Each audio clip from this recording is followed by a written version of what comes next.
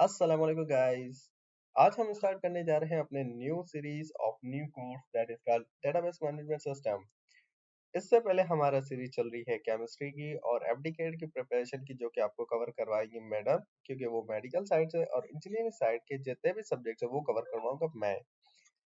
और इसके साथ साथ ये डेटाबेस के बाद हम ऑपरेटिंग सिस्टम पे चले जाएंगे। उसके बाद हमारे पास दूसरे डिटेल सब्जेक्ट है, जैसे कि सी प्लस प्लस है, जावा है, डेटा स्ट्रक्चर है। ये सारे कोर्सेज भी आपको इसी यूट्यूब चैनल पे मिल जाएंगे।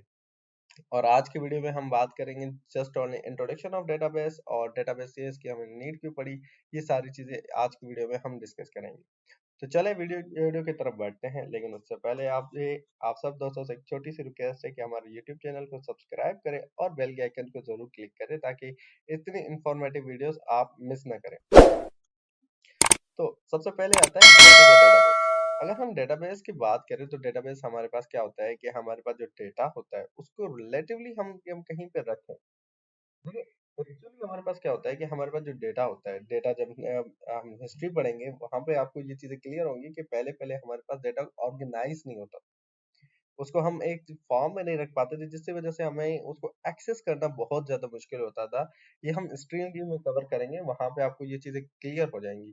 सिंपल अभी के लिए डेटाबेस को समझे कि डेटाबेस हमारे पास एक रिलेटिव डेटा होता है, जिसकी हम डिस्क्रिप्शन देते हैं कि हम उसको कहाँ पे रखें।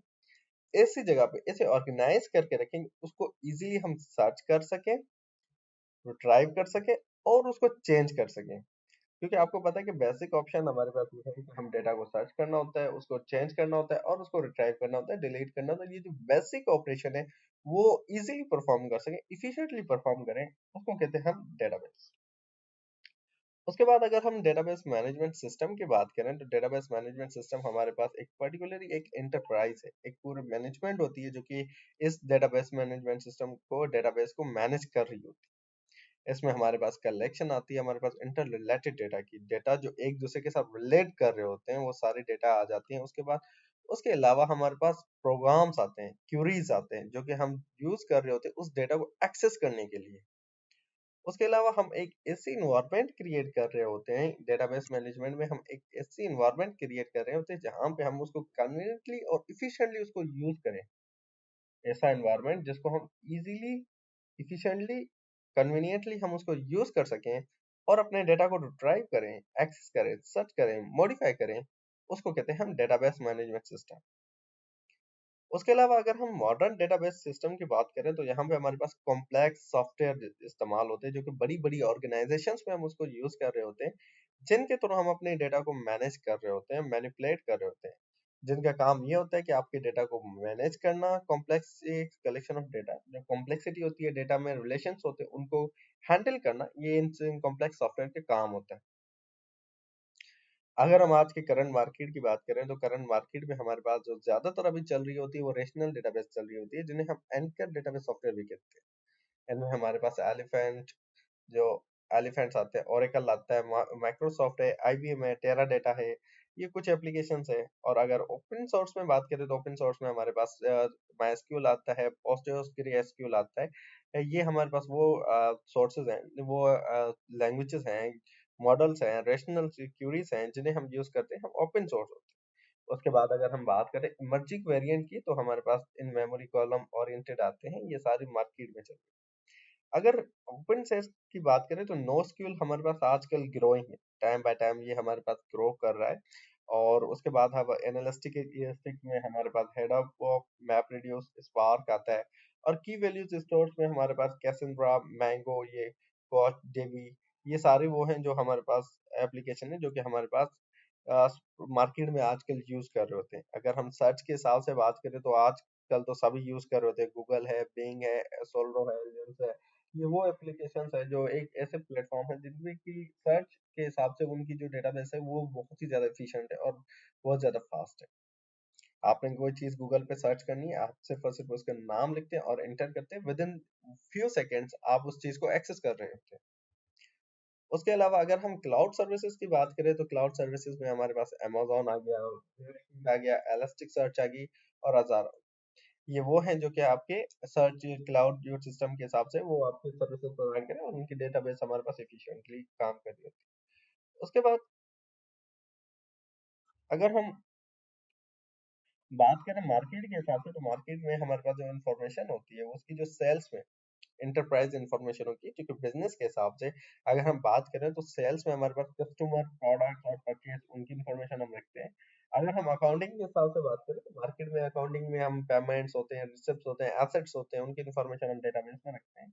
उसके अलावा अगर हम ह्यूमन रिसोर्सेज की बात करें तो उसमें हम जो डेटाबेस में हम इंफॉर्मेशन रखते हैं वो होता है एम्प्लॉय की सैलरी, उसकी पे रूल, उसके टैक्सेस और उसकी date of birth, date of joining वगैरह, ये सारी इन्फॉर्मेशन हम एम्प्लॉय की हम ह्यूमन रिसोर्स की डेटाबेस में रखते हैं।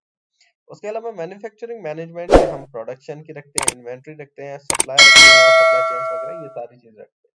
अगर हम फाइनेंस और बैंकिंग और फाइनेंस की बात करें तो बैंकिंग और फाइनेंस में हमारे पास क्या होता है कि हम कस्टमर की इंफॉर्मेशन रखते हैं, उसका अकाउंट डिटेल्स रखते हैं, उसने कितना लोन्स लिया है, बैंकिंग ट्रांजेक्शन उसने कितनी की है, ये सारी इंफॉर्मेशन हम इसी में रखते हैं, डेटाबेस में रखते हैं। और उसके अलावा क्रेडिट कार्ड ट्रांजैक्शंस भी हो गई। उसके बाद अगर फाइनेंस में बात करें तो फाइनेंस में हम sales, purchase of financial instruments, जैसे कि वो उसने स्टॉक्स लिए हैं, रियल एस्टेट की जो इन्फॉर्मेशन होगी, रियल टाइम मार्केट डेटा होते हैं, ये सारी चीजें हम जब रिट्राइव करते होते हैं वो हम डेटाबेस से कर रहे होते हैं, और ये डेटाबेस में ही ये चीजें होती है।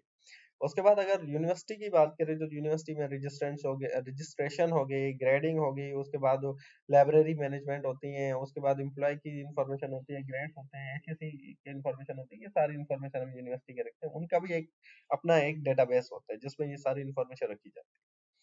उसके अलावा अगर हम डेटाबेस एप्लीकेशन की बात करें तो डेटाबेस हमारे पास यूज होता है एयरलाइंस में, जैसे कि रिजर्वेशन और शेड्यूलिंग के लिए। आपने एक एप्लीकेशन खोलते हैं एयरलाइन की या ट्रेन टिकट की, तो वहाँ पे आपको एक एक डेटाबेस में इंफॉर्मेशन होती है कि कितने सीट्स खाली हैं, कितने सीट एम्प्टी है, बर्थ इकोनॉमी की कितने सीट्स हैं, बिजनेस क्लास की कितने सीट्स हैं, पोलर की कितने सीट्स हैं, ये सारी इंफॉर्मेशन आपको कहाँ से मिलती है? ये आपको डेटाबेस से मिलती है। वहाँ पे आपका इंफॉर्मेशन पड़ा हुआ है, किसने कौन सी सीट रिजर्व की है, कब रिजर्व की है, ये सारी इंफॉर्मेशन हम डेटाबेस में रखते हैं।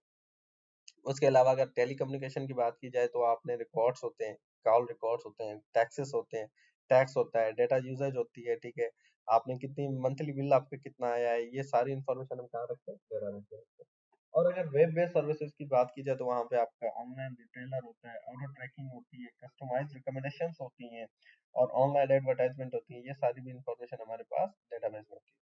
और उसके अलावा ये है कि database touches all aspect of life, ठीक है, हर जगह पे, हर जहाँ पे आपने जो जो इन्फॉर्मेशन रखनी है, जो जो ट्रैकिंग करनी है, जो जो एक्टिविटीज परफॉर्म करनी है, उन सब की जो रिकॉर्ड आप रखते हो वो आप रखते हो डेटाबेस में। उसके अलावा डेटाबेस आपकी डॉक्यूमेंटेशन में भी यूज होती है। आपने एक, मैं सिंपल मिसाल देता हूँ, आपने एक फोल्डर बनाया हुआ है, आपने उस फोल्डर में सॉन्ग्स रखे हुए हैं, मूवीज रखे हुए हैं, ठीक है, ये भी एक किस्म का आपके पास एक ऑर्गेनाइज करके आप जो रखते हो कि यार सॉन्ग मेरे यहाँ पे होंगे, मूवीज मेरे यहाँ पे होंगे, ठीक है, और उसके अलावा मेरे गेम्स यहाँ पे होंगे, ठीक है, और वो जो स्टडी की चीजें होंगी वो यहाँ पे होंगी। ये आपने जो ऑर्गेनाइज करके एक रिलेशन बना के आपने जो डेटा रखा हुआ है, ये एक किस्म का आपका डेटाबेस है, ये आपका डेटाबेस है जिसको आप खुद मैनेज कर रहे होते हो। इसी तरह कंपनीज के भी अपने डेटाबेस होते हैं जिन्हें वो कंपनीज खुद मैनेज कर रही होती है, वो मैनेज करवा रही होती हैं। और उसके अलावा आज के लेक्चर में इतना ही था। जो नेक्स्ट लेक्चर होगी उसमें हम पर्पसेस जानेंगे कि डेटाबेस हमने क्यों यूज किया है। उसके बाद हम कौन कौन से रेशनल मॉडल्स पे काम करेंगे, रेशनल मॉडल्स होंगे, उसके अलावा हमारे पास दूसरी मॉडल्स हैं, उनमें से कौन से मॉडल पे बात करेंगे। उसके अलावा हम हिस्ट्री पे चले जाएंगे, जिससे हमारे पास हिस्ट्री के बाद हमारे पास चैप्टर 1 एंड हो जाएगी। उसके बाद अगर हम चैप्टर 2 में अगर आ जाते हैं तो चैप्टर 2 में हमारे पास फिर रेशनल क्यूरीज की बात होगी, ठीक है।